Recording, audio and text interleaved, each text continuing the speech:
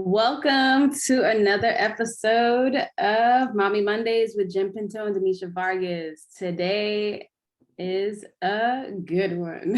It's gonna get deep up in here. It's gonna get deep. So I hope you guys are ready. What we're gonna be talking about today is postpartum depression, postpartum everything. Okay.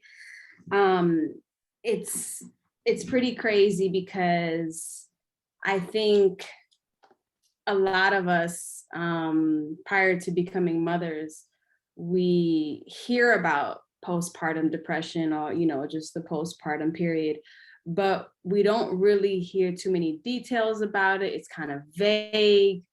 And we always assume, that won't happen to me. I'll be good. However, there is something about postpartum that I call like a little silent killer, because it just creeps on you and you don't even know you have it until you're like at the peak of it or like getting out of it. Then you realize that you were in this bubble thinking you were existing, thinking you were present because you were going about everyday life, right? Like normal. After you had a baby, you were going back to work, you were, cooking, cleaning, doing everything you were doing. And I think that what happens is a lot of mothers, what I call, you go into this functional depression mode. And you don't even know what's happening and you're confused about it. But society puts this idea that, you're a super mom and you're strong because you just gave birth, girl, and you're out there working or you're working out and you're doing what you're doing and you got one baby and one, on your hip and you're carrying the other, you're pushing a stroller and you're doing this and you're doing that. And we have no clue that everything that society has deemed as super mom has been destroying us. God, yes. I also would like to say that that's something that was so to me, like an awe moment, because in our communities, these things are not spoken about. Nope. Like there is legit no conversation about this new life that you're gonna have, that if you are not taking care of yourself, it's gonna go very bad very fast. Yeah. Or sometimes slowly. It happens slowly also because we fight it so much and we're so resilient. But there's a point where we're like, oh my God, there's this whole world out there of emotions that happen after you have a baby that no one talks about. And it's so sad. No. Because we could be helping each other on so many different levels. Absolutely. I wrote a book called My Fourth Trimester. And I wrote that book because what I realized is that we focus so much on the pregnancy and the baby. And then you have this baby, and then afterwards it's as if like the world disappears. It's kind of like, how like when you have like somebody who transitions and it's somebody close to you, and in the beginning everybody's there with you, quote unquote, supporting you, you know what I mean, being there for you, and then suddenly everyone is gone and you're left there to process now everything that just happened and come to the realization of the new reality that you have to live in.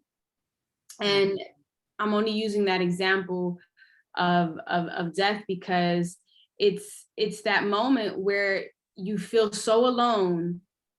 And at the moment you have so many people, you feel like you have all these group of people, and then afterwards you feel so alone and you feel lost and you don't know how to go about life in this new life.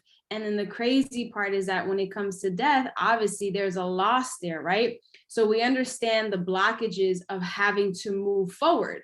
But why are we feeling the same way, but there's a life in front of us and we're kind of like stuck? and we still feel alone and we feel hopeless. And it's just mind-boggling to me. And as I'm doing my documentary that I've been doing for the past 4 years, what I have realized is that, me and Danesha, we go to the root of stuff. We want to know why things are happening. Not, okay, they're happening, we get it, but what is happening in the psychology of us?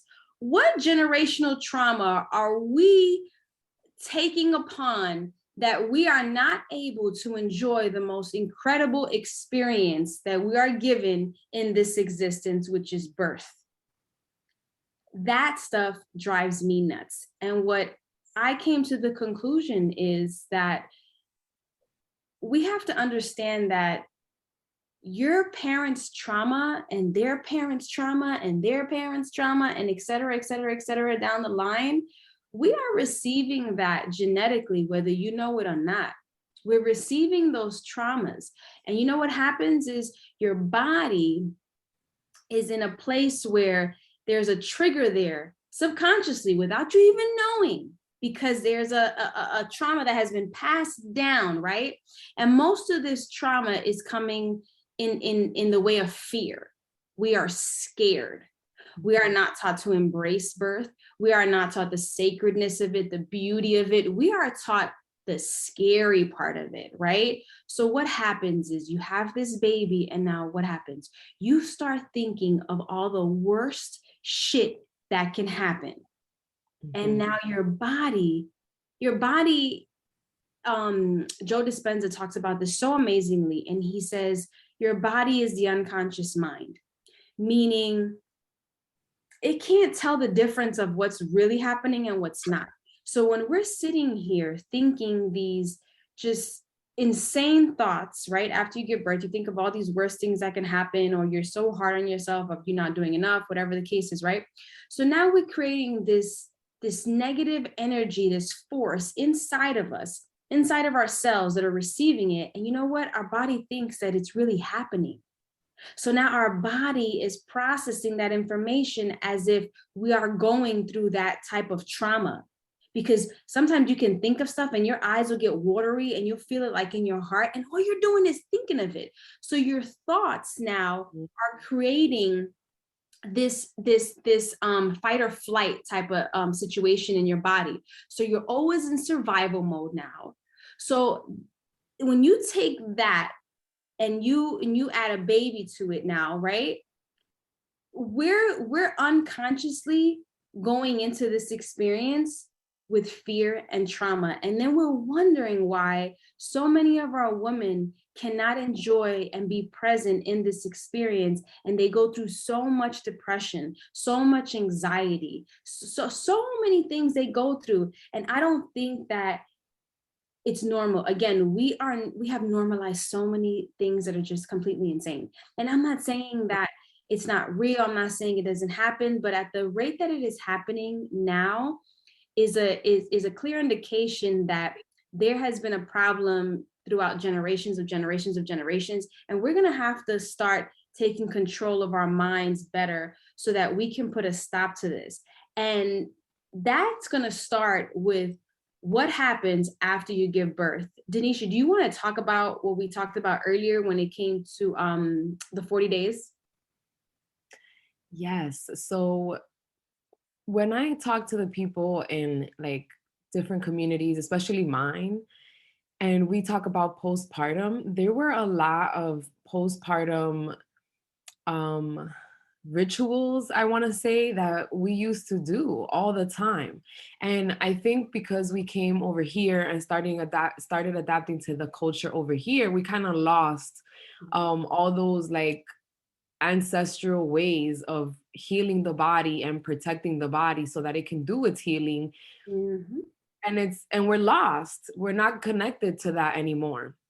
So when I talk to the people in my community, they talk a lot about how the woman, first of all, the woman had a whole community. And that's the number one thing. We need community. We need assistance after this. Like, we are forgetting that what we are doing is basically building a nation. And it's like, because we've adapted to this culture, we're doing it alone, and that makes it 100 times harder. But the community there would help. They would, she told me the women would just feed on um, warm broths Mm, and teas, like herbal teas. And mm, for the first 40 days, that was what these women were consuming to help their bodies get better. Um, Another thing I heard was that they would cover all the holes of the woman for like the first week or 2 weeks. And that sounds weird because you're like, holes, what do you mean? But it's protecting the areas where the energy gets released the most, like mm. the the bottoms of your feet, the palm of your hand, your head, the top, your crown chakra, the top of your head, your ears. Like they would wear hats and make sure that they had like scarves to cover their ears if they left the house. Because where I grew up, the house, like the living area and the bedrooms are one area of the house. The bathroom was another area, and then the kitchen was another area. So like outside, like it was like three different places that you had to go outside to. So it wasn't like the house was connected to like a passage where you were always indoors. You had to be outdoors. So when you would go outside, if you needed to use the bathroom or something like that, or go to the kitchen, you would cover your ears and your head and make sure you had socks on, and keep your body super warm, like your chest also. Mm. That's So super. it's like when we think of all these things, we're like, wait, there's kind of a science to all of this. Those are energy points where we release a lot of energy, and our bodies are basically rebuilding itself from the inside, you know, Yeah. You closing everything. know, there's also a lot of people think there's like a time frame for postpartum. Like, after the first 6 months or after the first year, like you should be, you shouldn't have postpartum. And it's like, no, there's no timing on it, especially if you don't even know you have it. So you're not even aware of it. So you're just going about it, right? And then not only that, I know in my situation, I had my children back to back. I had my first child in 2016. And from that point on, I was pregnant or nursing till 2020 when I gave birth to my third child. So at that point, I just feel like I never like when I was thinking it was like about a year and a half when I got pregnant with my second child. I was thinking, oh, I'm finally starting to feel normal somewhat, right? Because I didn't even know I was in postpartum depression. Like I had no idea. I was like a functional depressing person, like functional depression, where I'm just working a lot and I'm thinking, I'm just, doing, I'm hustling, I'm being a super mom, I'm cooking, I'm cleaning, I'm working, I'm running a business, and it sounds so beautiful. And it was literally the destruction of me slowly, because when I got pregnant with my second child, I cried for 2 weeks, no lie. I cried for 2 weeks because I was just like, wait a minute. I'm just getting the hang of this. I'm just starting to feel, like I said, somewhat normal. How am I going to handle another experience of this when I'm still processing the first one, is what I felt. And then after the 2 weeks, I felt better. I handled the pregnancy better. Everything was fine. And when I had the baby, she was everything I needed. Everything was all good. When I got pregnant with the third, I was excited. I wasn't as nervous as I was with, when I got pregnant again with my second one. And I was only 9 months postpartum when I got pregnant with my third. However, this is the part where it gets kind of scary. And this is kind of my first time talking about this out there like that. So I was running a medical billing business. I was also filming my documentary and also on set at times as an assistant director and things like that, getting writing gigs, all of that. As I started having more children, the work became very overwhelming for me because I felt as if I wished for this family, for so many years, and now I have it and I can't even enjoy it because I'm working so much. So what started happening to me was I started to get these panic attacks that I used to get as a child, and these anxiety attacks. And I have a habit, which I'm getting out of, of not saying anything because I'm trying to deal with it myself, type of thing. Or I don't want to scare anybody. I don't want to have anybody worry about me that, that cares about me. So at the point of my second child, the work became really overwhelming because the business that we had was growing. And although money was great and it was coming in, it kind of crippled me because I then became scared to let go of the business that was destroying me, basically, because it was just taking a toll on me because it was a very stressful business. And I didn't want to say anything because we were making so much money and then we were having children. And I was like, I'm going to look like an idiot to say, I don't want to do this no more because it's one of our main money makers. Yeah. So I stood silent. I didn't say anything. And what would happen what would happen to me would be that when I would start to feel the panic attacks or the anxiety attacks coming, I would run out the house. And at times my husband would think like I was just on some like trying to be a bitch shit, be like a bitch or something like that. You know what I mean? Like if we were talking about something and I was just catching an attitude, and I was more getting angry because I knew what was about to happen. So I would kind of like, in a way, take it out on him and cause an argument or kind of like spaz on the children, and then I would run out the house. So I look like this complete freaking psycho person at this point. And I would run out the house because I would feel it coming, and I would go in my car and I would be by myself and I would cry, and my hands would start shaking, my whole body would start trembling, and I wouldn't know what to do. I was so fucking scared. And all I kept thinking was like, oh, I'm just stressed. I just need to chill out. Like I need to meditate more. I need to do all this stuff. But no matter what I did, it just kept getting worse and worse and worse. So at times, like I would run to like the weed shop real quick and get some weed, and I would smoke real quick in the car. And then I would come back in the house and I would be calm, like nothing fucking happened. This happened for a time span of 2 years. And I suffered alone for 2 years. I was extremely depressed. And then in 2021, shit kind of hit the fan because I then started having suicidal thoughts. I would be driving down the highway and I would consider just going off the ledge.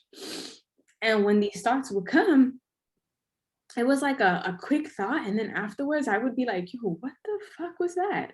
Like, why am I even thinking that? I began to feel like I was worthless. I was useless. I started to feel like I was a burden to my family because I couldn't control my emotions anymore.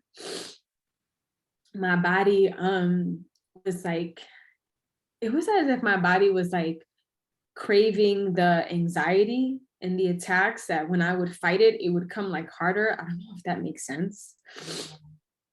And then it just got to the point where I couldn't take it no more because the suicidal thoughts were getting more and more and more. So I ended up opening up to sorry about that, guys. I ended up opening up to my husband and telling him the truth about what I had been suffering for the past couple of years. And, it was a lot and confusing for him to process because here he is thinking like, I'm okay, but he's also, was noticing that I was off. I wasn't the same person. And it's like 1 minute I was good and then 1 minute I wasn't. And, I would tell him like, I'm just confused. Like, I don't understand what's happening to me. As I continued to just process everything and really dissect what was happening to me, I started to realize that in the mix of these attacks, in the mix of this confusion, what I did notice was that a lot of my trauma that I had been through as a child was resurfacing because these images kept coming back to me. These emotions kept coming back to me. So going back to what I said about, your body, as I'm thinking these things, my body is thinking that it's happening to me again. Now, there's a lot of trauma I went through in the sense of like, there was a disconnection between me and my mother for a very long time. She just wasn't mentally in the place to care for me the way she was supposed to. And then I ended up getting involved in a very physically abusive relationship where it almost cost me my life. And those traumas came back like with a vengeance, because the reality of it was that I never dealt with them. I just pushed them to the side because we think when we're done with the situation that we're done inside. I never healed from it. I talked about it, but I never fully like processed what happened and what it did to me and who it created. Because these situations, you become somebody else. You're not your full Danesha. You're not your full Jenn. You're not the source of who you are. You're not there. You become this whole other person. That other person kind of takes over and they want to stay there. And I know that sounds crazy, but that's how it felt. And I felt like there was this whole other like dark energy, dark matter inside of my body. And I couldn't release it. I didn't know how to release it. So when I finally opened up to my husband, I also called my dad and I opened up to him. We made a decision to take the steps to close our main business. And I felt great, you know, at that point, because I felt like, okay, I can do this. You know what I mean? Yeah. However, after we closed the business, it's about like 3 months later, I have always been someone who has security when it comes to like money, because I've always had a job, multiple jobs, you know, and what I created was a 6-figure business from the ground up that I was closing, or I closed. Me and my husband built that together when we first moved to California in 2011. And when I let it go, as freeing as it was to let it go, because I didn't want to do that work anymore, my body went into, I don't know if it's a state of shock, a state of, I don't know what, but fear took over. And now I began to worry, because it was my first time like betting on myself, you know, betting on my gifts and everything that I know and that I've learned in order, you know, so I can survive financially, you know, me and my husband, you know, and us just taking that leap, you know. And we built so much outside of that. However, it was one of our main securities. And because of that, I ended up having one of the worst panic attacks where I couldn't even talk. I get really emotional talking about this, sorry. I was stuttering a lot. My hands would shake uncontrollably. My chest would get so tight where I felt like I was gonna die. Like I literally felt like I was gonna die. And this was the first time my husband ever seen me have one of these attacks. And it was at its the worst it ever was. I think the last time I had it to that degree, not that bad, but to that, you know, level of bad, was back when I was like about 22, when my cousin that I was very close to passed away. And when this happened, I couldn't even talk to my kids. I'm so sorry, guys. I thought I could stop. I couldn't even talk to my kids. And I realized right there that I couldn't let this kill me. Wow. And I made a decision right there that I was gonna stop this. I didn't know how. Hard part, the tricky part.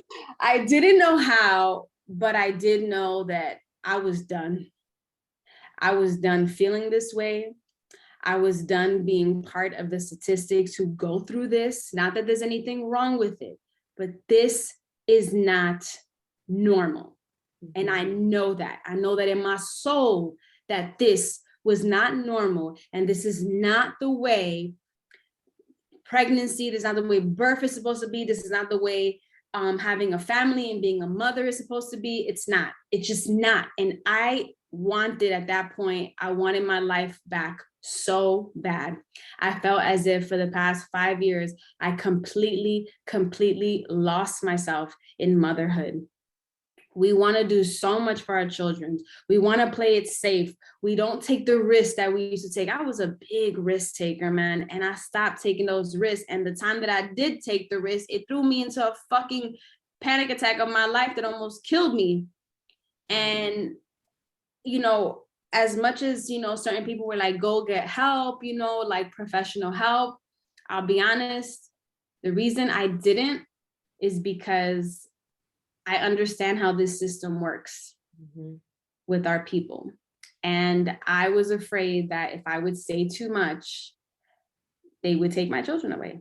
They would medicate me. They would put me in a place, you know, like a freaking mental institution. I don't know. I just don't trust this system like that. Okay. So I decided, and I'm not going to go into details in this episode. I'm going to save that for when we go into the episode about that. But I ended up taking a spiritual route in my healing. And all I'm going to say is that I went into breath work, Reiki, and psychedelics. That's what I'm going to say. And I'll go in detail to that when we go into that episode later on in the season. And let me just say that it saved my fucking life. It saved my life. There is only but so much that medication can do. I said this in the last episode. I'm so sorry, guys. This is not ghetto. We are in a spiritual war.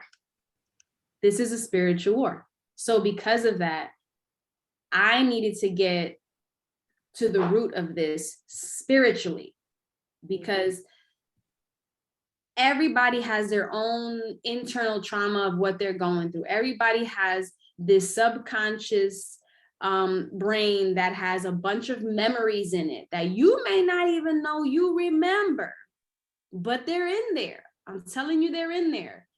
And they are you're receiving triggers from those memories. And a lot of times when you have children, all these things resurface because now there's a whole nother life in front of you. And as you're watching them grow, it's as if you're watching yourself grow all over again. Yes. Yes. No? And because of that, everything starts coming back. You're like, oh my God, you know? And I'm just gonna say one more thing real quick. I started to learn that your life is molded the first 7 years. And when I looked back at the first 7 years of my life, I realized how much trauma I endured just from birth to 7. And I looked at my son, who's 5, well, he just turned 6. But at the time I'm looking at him and he's 4 or 5 years old. And I'm like, oh my goodness, by his age, the stuff that I was witness to, the stuff that I knew was not okay, And it just got worse as I got older, you know, and that's not to knock my parents or knock anybody, you know, everybody's doing the best they can based on their level of consciousness. So they were not even aware of what they were exposing me to or what was happening, you know. I think our generation is way more aware of this and starting to take control more to shift this and kind of break this like generational curse. But I want mothers to know that you're not crazy. It's not normal, but it's quote unquote normal right now. Well, let me not say that. I don't like that word. It's more common right now, but it's not normal. So I'm not going to tell you, don't go to psychiatrists, don't get medicated, do this. I'm not going to tell you any of that. And let me be clear on that. Anything me and Danesha say, we are not medical professionals. We're not here to give medical advice. We are here to simply share our stories, share our experiences. Experience is life's greatest teacher. And it has taught us so much. So we share this with you guys so that you guys can have the awareness and be just more conscious of the situation, so then you can find your journey, your route, and your healing to get out of that hole. I also think that we forget that we're transforming. Yes. we are completely leaving behind who we were and what our lives were. And a lot of people may say, like, oh, it's not that serious, but it really is. You go, no matter the lifestyle, no matter the lifestyle, no matter if you're a messy person, if you're an organized person, if you always had like your affairs in order or you didn't, you go from being just responsible for yourself to being responsible for yourself and another life, and sometimes even a whole family now. Yeah. Yeah. So, understanding that we are completely transforming and transitioning into a whole new, different, like, paradigm, maybe Mhm. we need to really break down what is happening in our brains, in our bodies when we are going through these experiences. Yeah. Because You know, they, like this fight that you have with trying to be the person you were when that person doesn't exist anymore. Mhm. Like you're searching for somebody that's gone and not in a bad way. That's the thing. Yeah, Not in a bad way. There's like this beautiful person that's about to come up that you're not embracing. for sure. And it's like it's like such a connected to the earth type of thing. Yeah. And because we're fed like on TV, on everywhere, that it's like, wow, when women are giving birth and it's an emergency and it's all these interventions and all this stuff. And it's like, because we, again, don't have knowledge of self, because again, we don't understand what it is that's happening, this transition, this divine ritual that's going on, Yeah. we kind of want to disconnect from it and like give the responsibility to someone else. But like, just leaving your house alone is already an intervention for your birth. And a Yes. lot of people might not want to think of it that way, but the second you are leaving your comfort zone and you are leaving a space where it's your personal intimate space, Hmm. we are already traumatizing the birth. Yeah. Yeah. And so if we gain the knowledge and we gain the strength to be like, okay, this is what I'm going through, and kind of try to search for our village, which I know is difficult nowadays, but because this information is way more accessible and because we are now speaking about it a lot more, we're connecting back to our ancestral ways. Because of all of that, we are creating communities, fresh new communities for women. Now we have like birth workers that will go help you cook a meal Mhm. for you, and like it's becoming so much easier to do because we are connecting back again. Yeah. Because So I want to remind everyone that, even if you're going through this, seek help. Because for me, I had my cousin who happened to have a baby 3 months prior to me, and because we were able to communicate all the things we were feeling, it was kind of like a trauma release, and we yeah. were able to come back to ourselves and be like, yo, we're doing a good job because we see each other. Yes. We see the struggle in our eyes and our voices when we share our stories, and not only do we release that energy, but we also relieve the energy from someone else that's holding on to it as well, and all the generations before us. Yeah. We got into this model that people don't understand. There's been so many things that have been like introduced to us as if we're revolutionizing ourselves in a positive way, but the truth is that when women went into the workforce, and that's not to say that women shouldn't work, what started happening is that we started to get addicted to that, right? And we kind of got programmed into that work. And I'm going to work. I'm going to get my career. I'm going to get this. I'm going to get that. I'm going to get this, right? And that's all beautiful. And there's nothing wrong with that. It's that masculine energy. That is the masculine energy. We got to have an episode about this on Yeah. another level.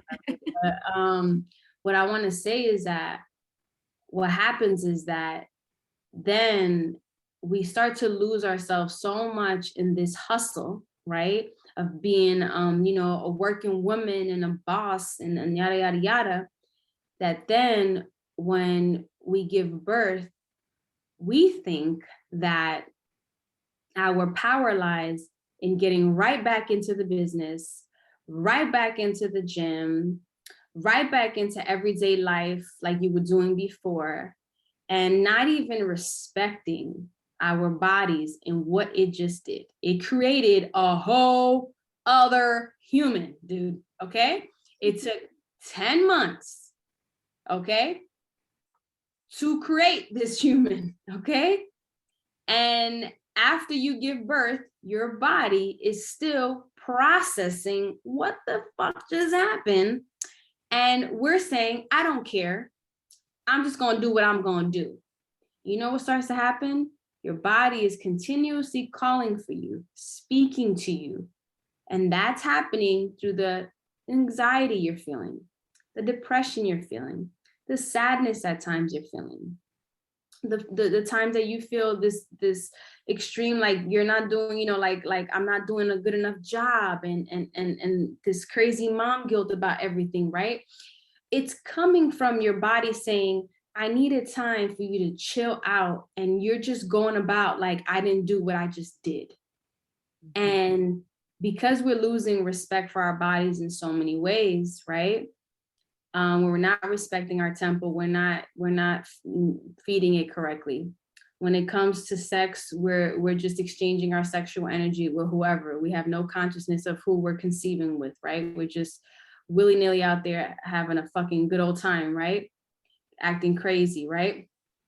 And then when we're giving birth, we're also not respecting that process, because society makes it seem like the super mom is the one that's doing all the 50 million things while holding their baby, when the truth of the matter is the real super mom, you know who that is? The person that sits their ass down for that whole first month or so, right? And allows people to take care of her, while the only thing you really should be doing is enjoying the experience and being present with your baby. And if you're choosing to nurse and, getting adjusted to that, whatever the case is that you're taking that time to really adjust to this new, beautiful life you've been given. Now, I understand that not everybody has the luxury to just do that. But this is my point. We have to stop this idea that we're supposed to go right back to work. I was working on my laptop like the first week after I gave birth. And even if it's from home that I was working, I was still not being present, because now I was adding the stress of work. Let me finish this. Let me finish that. We need the money. We need this. We need this. And it's like, I didn't need to do that. But I was so addicted to it, because we become addicted to the hustle, that we forget that this process is the time that we're supposed to say pause on everything, yo. Pause on everything. And it's really sad, because we live in a country that gives you like 3 months of maternity leave, and then doesn't even give the husband paternity leave. You know what I mean? Some jobs are doing it now, but I think that every job should be given the mother and the father the first year paid maternity leave. Yeah, I agree. I also see like a reason for every process of birth. Like Yes. there's a reason for absolutely everything. And the fact that your body can feel like, even if a person, this is the saying, even if a person breaks all the bones in their body, because you can measure pain through dells, that's the measurement. Even if they measure someone breaking all the bones in their body, birth still hurts more than that. So it's like a reminder that you are being pushed to a limit of like physical, excruciating pain, and you come back from that. And then you thank your body by just saying, like you said, oh, it didn't do anything. When in reality, it needs to recover. You just did something that's technically impossible. Dude, I had 3 You home know? births, okay? I had 3 natural home births. And as much as I thought I respected it, I didn't, because I was so conditioned to this hustle. And I think that's what kind of took me over the edge, is that I started to realize that this idea of having to make money, hustle, hustle, hustle, hustle, is very destructive in our communities, because we're not supposed to just work till we die. we got brainwashed into this working 9 to 5. And then what happens is this. I mean, really look at this model. You get up in the morning, you take your kids to school, they're being indoctrinated by God knows what type of education in these schools, right? Because it's ridiculous. They're not learning anything. And then you're 9 to 5. So they have your children for all those 7, 8 hours while you're at work. By the time you come home, you're exhausted. Okay. Now you got to cook. Now you got to help them with their homework. Then you go to sleep and you do the same routine 5 days a week. Sometimes some parents even work on the weekends, right? Some parents even work after work, and then they're not even there with kids, and somebody else is taking care of their child, right? And then on the weekends, what are you doing on the weekends? You're cleaning, you're doing laundry.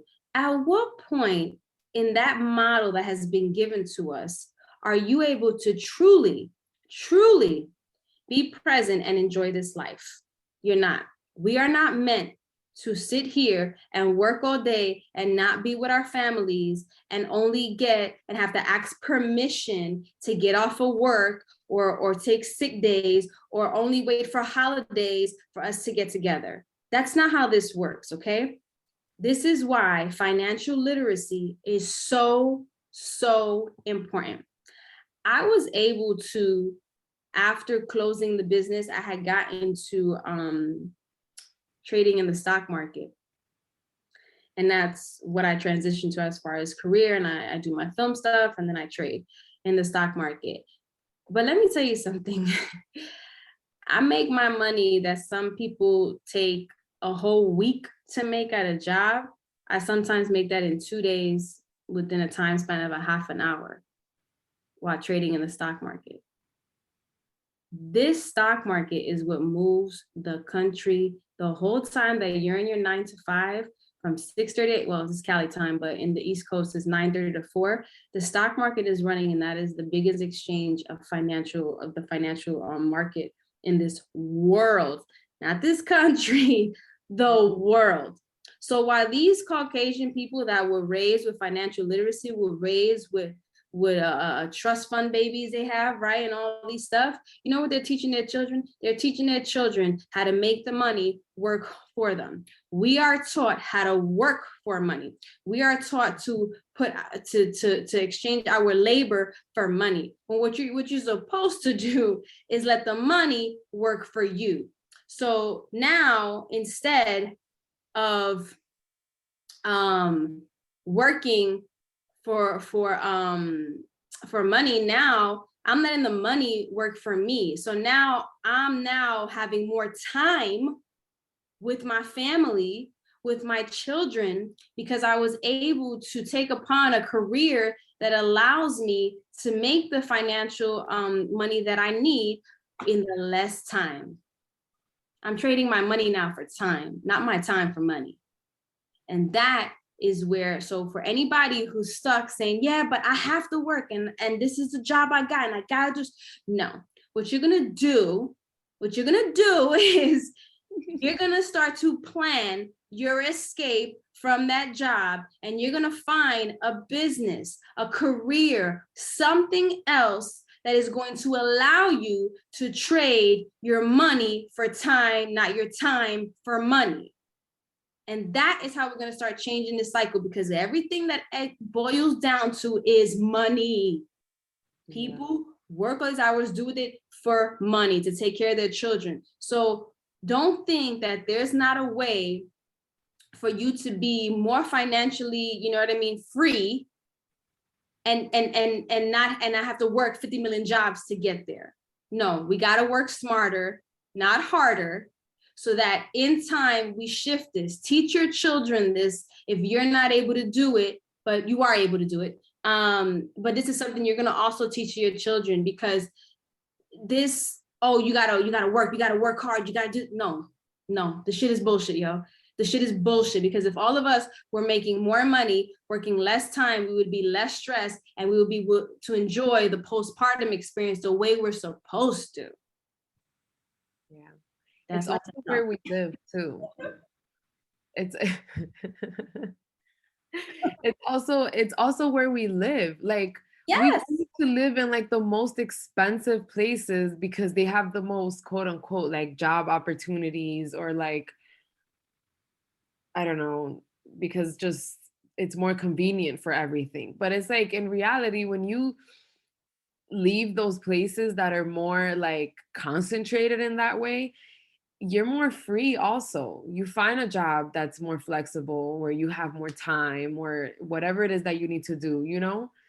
I feel Yeah, like a lot of the things is like, oh, we're just here, we're just stuck, we can't do anything about anything. And it's like, yo, we got to start trying to figure out how we can change our settings, change our surroundings and the people that we're around too, because believe it or not, being in the city, there's so many negative people too that are just hawking you you're all in the that rat race, like just, yeah. you know, And it's like, even like, I think almost every single woman, the initial thought is like, oh, I want to have like a natural birth, or I want to have like such a, you want to be present, you want to. So yep, why don't we start like focusing on those feelings and what we can do to be more on that type of vibration, rather than the, oh, I'm not, I wish I could.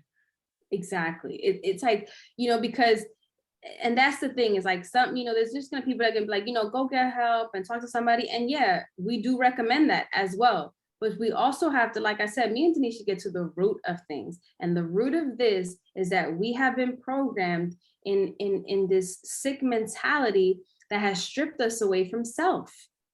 And we have to get back to self. Not only, like, half of you people, I bet you don't even know how to grow your own food. You probably don't even know how to create a fire. And I'm not knocking anybody.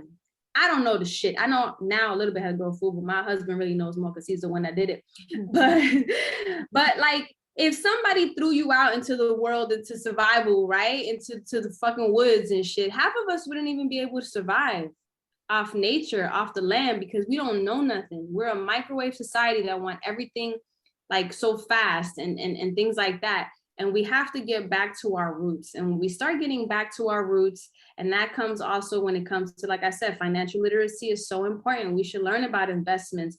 We should learn about businesses. When you went to school, when you went to high school, you went to college, when you went to all this shit, some people taught you how to fill out a job application before they ever taught you how to fill out a home ownership application. Okay? How to fill, like, you're not even taught about credit. Credit is so important. We're not taught about credit, right? They're sitting knocking on your door when you're 17 years old to give you a credit card, and you don't know nothing of how to use it properly. So then you go into debt. You go to college, you get student loans. The shit is a trap, bro. Like, this shit is a trap. And then we're sitting here wondering why, when we experience the one thing that most of us, your soul is calling for, right? A family, natural, this, that, a husband, or this. You're not having it just to show it off on Instagram. You're having it because you want to experience that. It's the feeling that it gives you that brings a rush to you. It's the feeling of it. It's not having it. It's the feeling of what it does for you. And that feeling, when I listen to Abraham Hicks all the time, and she always talks about the law of vibration is not it's not biased. You know what I mean? Like, it doesn't pick and choose and say, oh, that's negative, let's not think about that. No, what it does is, wherever your thoughts go, if they're positive and they're joyous and in that lane, then you know what? The law of vibration will give you more of that.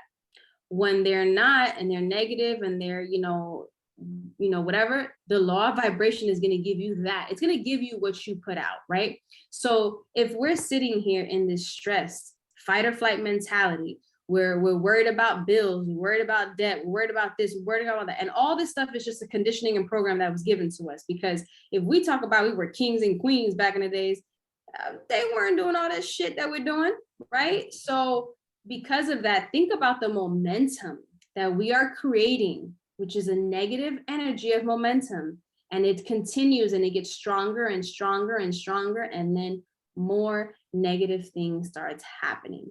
Now, if we shift our mindset, if we say, no, I'm going to find a way to not, when I have, my family, that I'm going to find a way that this job that I'm working on, I'm going to take that money and I'm going to invest it into a business. I'm going to invest into something I love. I'm going to invest into something that makes me just with so much joy, right? I'm going to learn a new skill. I'm going to do this. I'm going to do that. You start to see the light at the end of the tunnel, right? You start to feel that freedom, like, oh, because you want to enjoy. Who doesn't want to just enjoy their life, travel with their families, and not have to worry about all this financial burden? Because that's what's destroying us. It's the stress of financial burdens. So Yes. it's like, who, I know that's what I want to do. I know that's my goal. Like, letting go of that business was the hardest thing I ever did, but it was the best thing I ever did. And yeah, sometimes it gets a little tough, but at the end of the day, I know that we're pushing through. I know the goals that we set, and I know that everything in my life, when you look back at your life, one thing you can say, and this is everybody, no matter what you're going through, one thing you can say is that you always got out of it. And you always got out of it stronger, and you always got out of it better, and you always got out of it, you know what I mean, just at a higher level of frequency. So because of that, I think that we all have the ability, by working together, by speaking about things like this, to shift this energy so that we create a momentum of just this positive force of us knowing what we want, and that is that freedom. That's all of us are looking for, is the freedom. Yeah. That's what we're searching for. Yeah. And in the process of that, the main thing also is ask yourself, because it's not even your fault that you think the way that you think. It's not our fault that we think the way that we think. We've been being programmed since the beginning of time.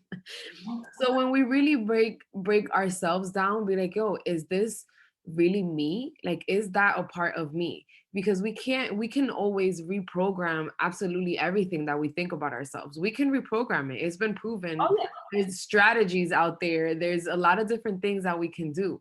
So it's like sitting there with yourself and recognizing, like, hold on, these certain things or these certain actions are not really myself.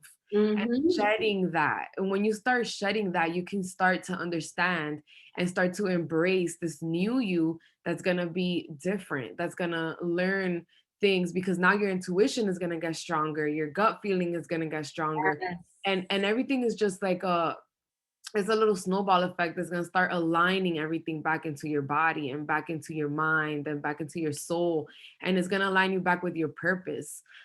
Because we is that we are letting ourselves go. We're our intuition is not strong anymore, our gut feelings are not as strong anymore. So once we start coming around people that are like-minded, and we start educating ourselves in reality of how our primal selves used to be, I think we can, like, it'll just fall into place, absolutely everything. Yeah, and think about the stuff you've been through as a child. Like, you got to dissect all this stuff so you can understand, like Danesha said, who did you become? Because it's not the nature of who you are. You know, our emotions are signals in our bodies. When we feel negative, we feel hurt, pain. These are signals that we're off alignment. So something is causing that, and when we get to the root of that, then you can get back in alignment, right?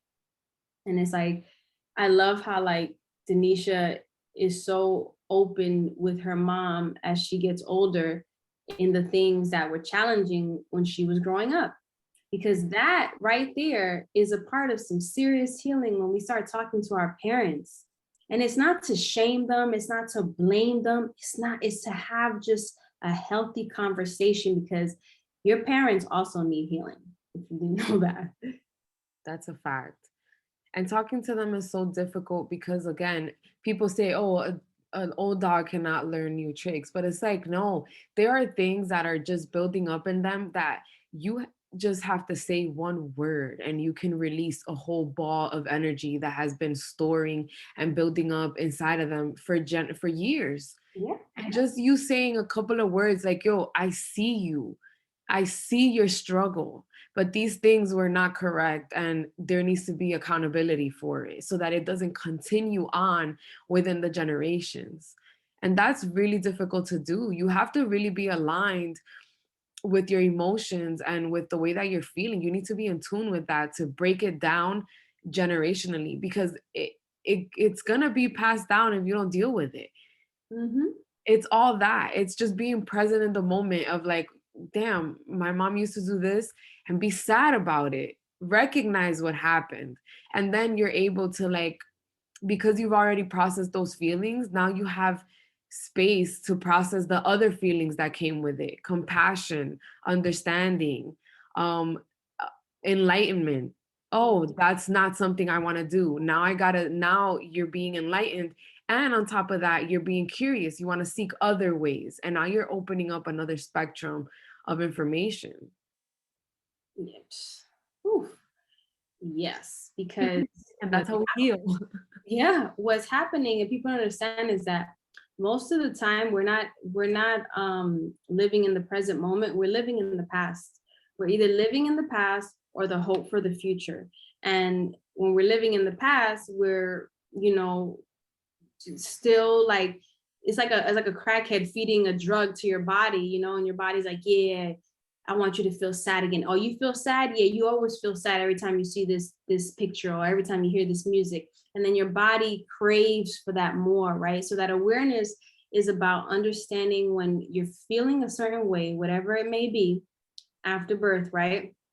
Whatever emotions you are feeling, it's the signal to say, and then talk about what you're feeling and kind of say, why do I feel this way? Like, what was I thinking about? What was I watching? Who did I talk to? Like, you Mhm. got to dissect everything so you can know that when it tries to come again, you're able to say, nope, nope, let me rewire this. Let me find something that brings me joy. Let me listen to something that makes me happy. Let me do something that, or let me speak to somebody that gives me that energy of a good feeling.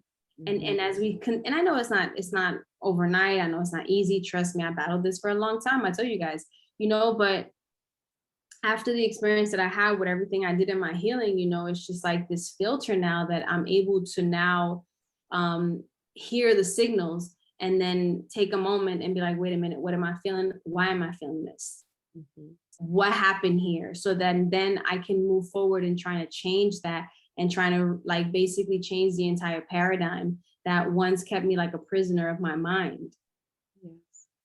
And if we don't deal with that, what we end up doing is just projecting. So we're literally creating more of what we're feeling instead of clearing that energy up and creating a new one? So that's why, paying attention, because sometimes we realize really late. We realize after we've done a bunch of things and we're like, oh, shoot, what am I doing? Why am I acting like this? Mm-hmm. So trying to be present will eliminate that like linger of actions, like where it just keeps happening and happening and happening, and now you're becoming someone that is not even you. Yeah. So if you can sit with yourself once in a while, like even if it's just in the morning or in the shower, just sitting with yourself for a little while can bring so much clarity and so much like compassion for yourself and understanding, and you can see yourself like from the outside, and that will kind of bring awareness to, have I been being myself? Yeah, and start to do things because self-care is so important. And Mhm. self-care is not one thing. Self-care is whatever makes you feel good. You want to smoke a blunt, bitch, smoke a blunt.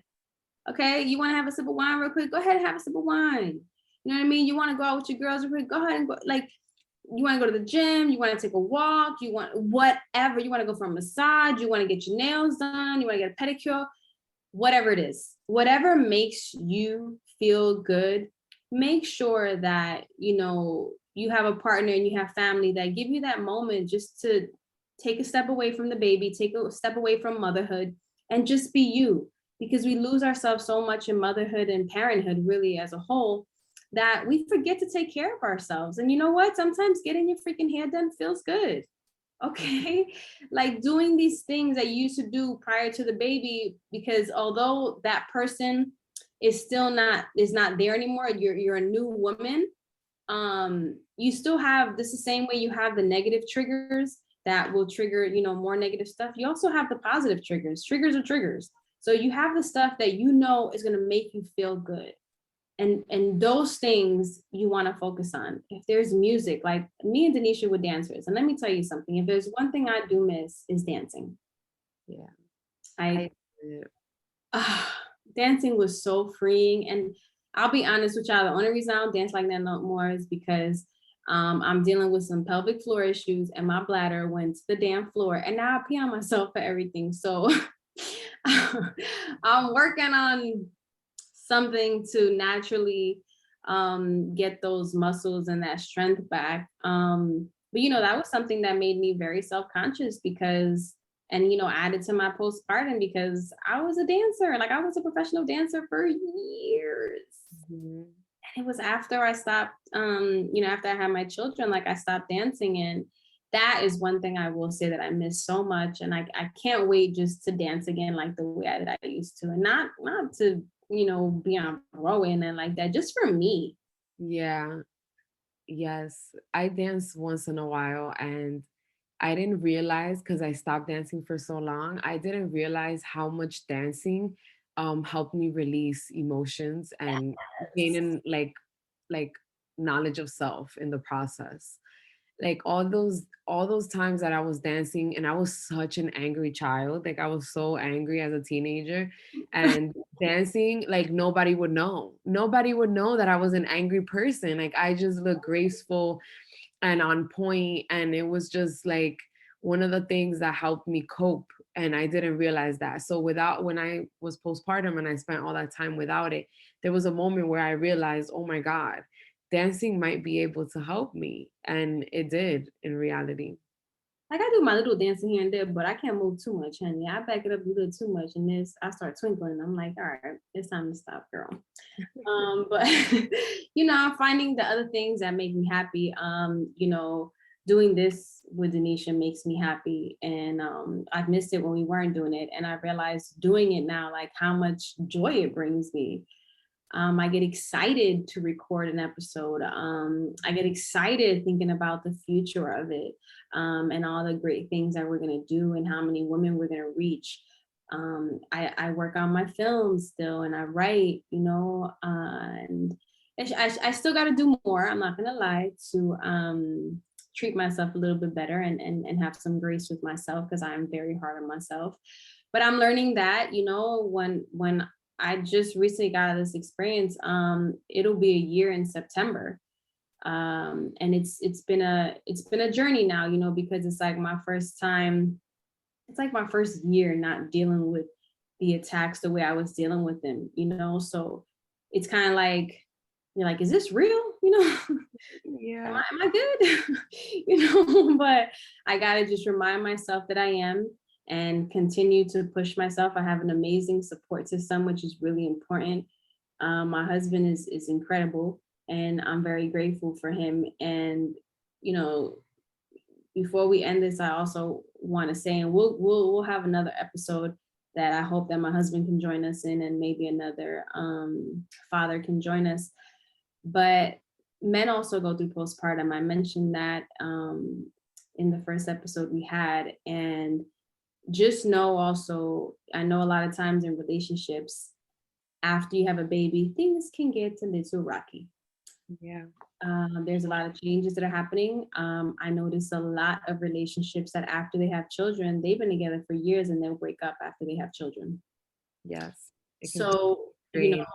We're not dealing with things correctly. we're not, because, men are taught to suppress their feelings. They don't talk about things the way we do as much. There's not like a bunch of men, chilling together talking about postpartum, like For we real. do that as women, but men are going through things too. Anybody who becomes a parent, there is a shift that is happening internally, mentally, physically, spiritually. And as a couple, we need to respect that within each other. We need to not take things personal. We need to understand that there is a new world, that new reality that we've created, with these little humans that we are now responsible for. So have some compassion for each other, have grace with each other, have patience with each other. And, like I said, we'll get, I'd love for my husband to talk about his experience, because I think it's important for us to get men to talk about these things so we don't keep pushing them to the back burner and thinking that postpartum is just a woman thing. Yes, for sure. I definitely feel that men feel it a lot. And if it's rarely spoken about, between women, imagine between men, like you said. If it's hard for us to come across a group that's like opening, expressing all these situations, imagine with men. And it's like you're saying, we definitely, as women, we notice it also, but sometimes we're so lost within ourselves that we can't even reach a hand to help them out.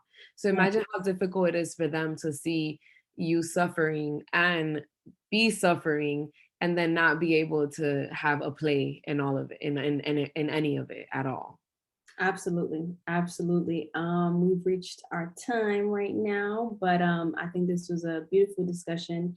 I think it's a discussion that we can have definitely more, have other women, come in and share their stories. Postpartum has different levels. Some of them are even more extreme than mine, and some of them are, at a less level than mine was. But at the end of the day, they all matter. They're all real, and they all need some type of guidance and direction and healing. And I think, like, we said, if we start getting to the root of this, we can start seeing a shift. And it's more than just, you know, getting help from an outside source. There's also some work outside of that. You can do that. There's also some work you're going to have to do yourself, Yeah. and accountability that we're going to have to take within ourselves, that as a community we have taken ourselves into a very dark place in an experience that's supposed to be way more beautiful than what we are experiencing. So it is supposed to be joyous, it is supposed to be peaceful, but it has been stressful, it has been hard. There are challenges come with life. It just is what it is. Yes. But I think that with how much we have endured as a people and how much we have overcome as a people, I think that when we get to the womb and our babies and our self-care and ourselves and knowledge of self, I think that we can shift this postpartum, and kind of bring it down more, so we're not in such a traumatic state. So I really hope you enjoyed this episode. If you guys have any questions, connect with us on Instagram. I posted our Instagram. I'm going to post Instagram on the episode page. But yeah, this was a good one. Was a good one. We always so good, girl. All right, y'all. Thank you for tuning in. Next week, we got another dope episode coming from Mommy Mondays. Like I said, I'm excited. I'm really excited. And thank you again to everybody who's been reaching out to us. I appreciate all the beautiful feedback you guys are giving us. Rate us on Apple. We're on Spotify. We're on Amazon. We're everywhere you can find a podcast. Tell a friend to tell a friend. Mommy Mondays. Stay tuned. We'll be back next week. Thank you for joining us tonight.